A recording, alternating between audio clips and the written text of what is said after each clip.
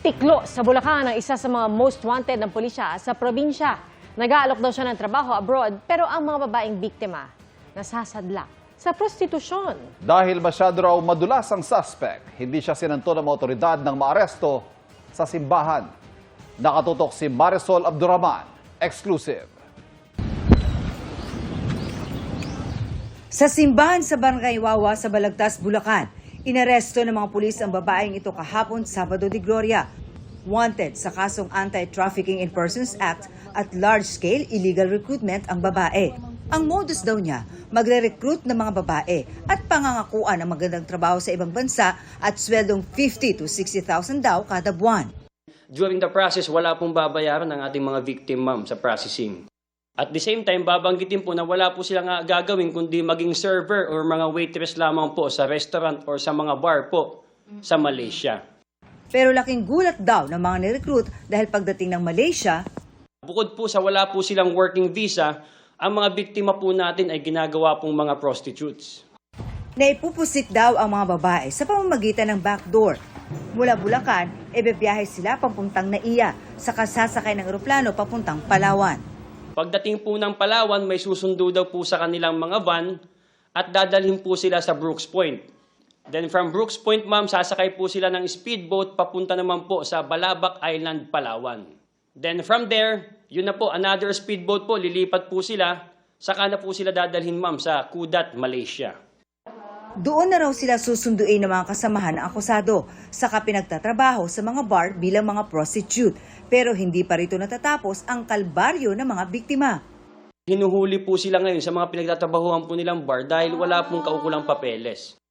Ayon sa Balagtas Police, napakailap ng babaeng kanilang target. Kaya kahit sa simbahan, hindi na pinalagpas ng mga otoridad ang pag-aresto sa kanya. Nadamay lang po talaga ako dyan, ma'am. Hinahanap pa ang kanyang mga kasamahan na wanted din sa mga nasabing kaso. Sana po maging masyado po tayong vigilant sa nakakausap at pinagkakatiwalaan po natin.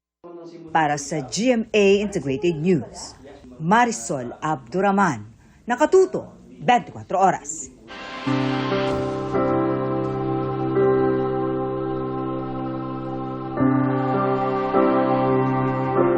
Ramdam na po ang buhos ng mga motorista pabalik ng Metro Manila matapos ang Semana Santa. At ang sitwasyon sa South Luzon Expressway, tinutukan live ni Von Aquino. Von? Pia, nagsimula ng dumagsa rito sa South Luzon Expressway o SLEX yung mga motoristang pauwi na ng Metro Manila ngayong linggo ng pagkabuhay. Sa monitoring ng South Luzon Expressway Traffic Management Control, pasado 7 ng umaga nang magsimulang tumaas ang volume ng mga sasakyan sa SLEX northbound dahil sa buhos ng mga palabas ng Star Tollway. Mag-alas 3 ng hapon may bottleneck sa SLEX northbound sa bahagi ng Santo Tomas dahil sa merging traffic ng mga galing Star Tollway at entry ng Santo Tomas Town proper. Paglagpas dito, banayad na ang trapiko. May mga motoristang pinili ng bumiyahe ngayon pauwi ng Metro Manila tulad ng pamilya Yuzo na galing Batangas. So far, very smooth. Tsaka ganda ng ride. Sasalubong naman sa mga mag-uuwian ang nakaambang taas presyo sa petrolyo sa darating na Martes. Ayon sa oil industry sources, posibleng tumaas ng hanggang 1 peso and 20 centavos per liter ang diesel at gasolina. Kaya ang ilang motorista magpapa-full tank na bago sumipa ang presyo. Malaking po yun, pahirap po yun sa mga motorista ang kagaya namin. It affects the the budget of going out of town kasi medyo mahal eh.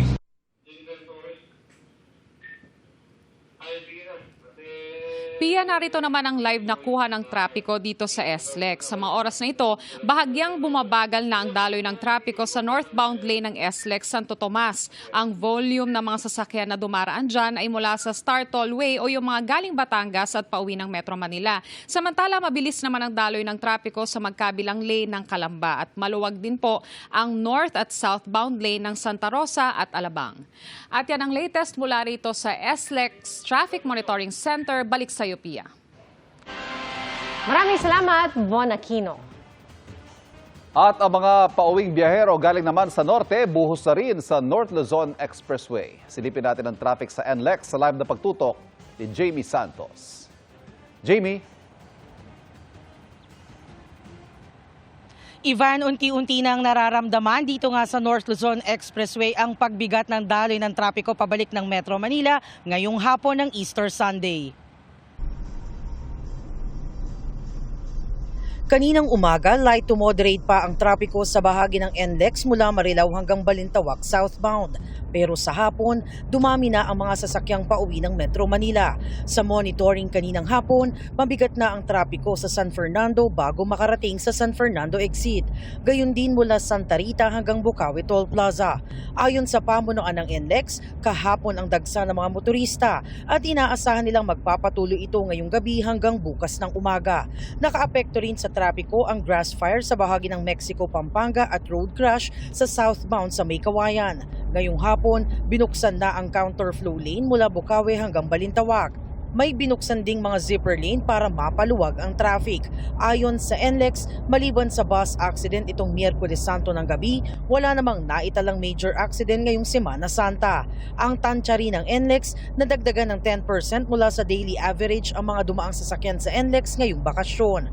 For NLEX alone, around 35,000 per day yung increase po. And for STX is around 8,000 per day. The normal daily average po natin for NLEX is around 350,000 and for STX is 79,000.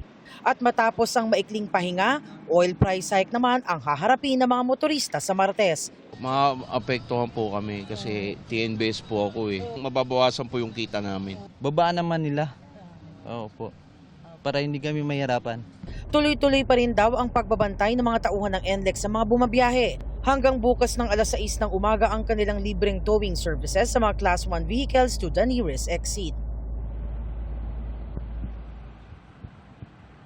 Ivan, paalala ng mga otoridad, iwasan ang pagbiyahe ng peak hours at planuhin ang kanilang biyahe. Ugaliin ding check ang RFID load para iwas aberya sa kalsada. At yan ang latest mula rito sa North Luzon Expressway. Balik sa iyo, Ivan.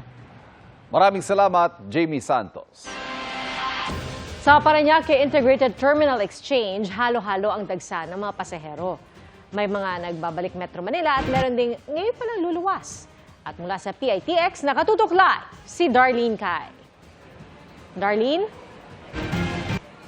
Pia, back to reality na nga yung marami sa ating mga kapuso, ilang oras na lang. Kaya naman dagsa na yung mga pasahero dito sa PITX. Yung iba sa kanila ay pauwi na galing bakasyon. Yung iba naman ngayon pa lang makakabiyahe dahil naubusan daw sila ng tiket noong nakaraang linggo.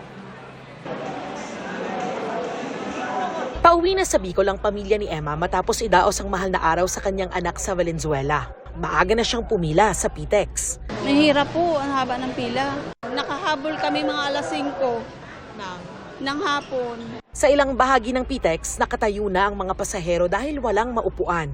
Sabi ko, parang ang dami yata ngayon. Ako, kahapon walang-wala to dito eh. Kung ano ang available na schedule, wala tayong magagawa. Una nang sinabi ng pamunuan ng PITX na maaaring umabot sa 2.2 milyon ng mga pasahero rito ngayong Semana Santa. Kaya naganda na sila sa seguridad, karagdagang bus units at mga mismong pasilidad sa terminal. So kami naman dito, nakahanda naman tayo sa lahat kasi alam naman natin pagbalik nila, ang inaayos naman natin ngayon dito yung facilities and then yung mga routes interconnecting dito sa Metro Manila. Sa NAIA, isang unattended baggage ang kinordonan sa isang bahagi ng departure area sa Terminal 3. Matapos maklear ng mga otoridad, dinala ito sa lost and found baggage ng airport para makuha ng may-ari. Mula umaga, abala na rin ang NAIA Terminal 3 sa rami ng mga pasaherong paalis at parating. Anong pakiramdam, ma'am, na babalikan ng trabaho? Masaya din naman kasi kailangan pera po eh. Pinaghandaan din daw ng pamunuan ng NAIA ang dami ng mga pasahero na inaasahang mas mataas ng 14% kumpara sa Semana Santa noong isang taon. Ayon sa new NAIA Infra Corporation o NNIC, dinagdagan ng mga magmamando sa trapiko sa labas ng paliparan at mga mag-a-assist sa check-in counters. Gayon din ang immigration officers at passenger assistance desks.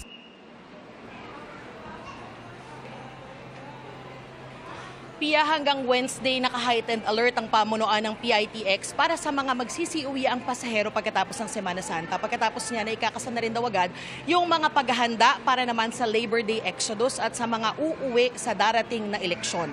Yan ang latest mula rito sa Parañaque. Balik sa iyo, Pia. Maraming salamat, Darlene Kai.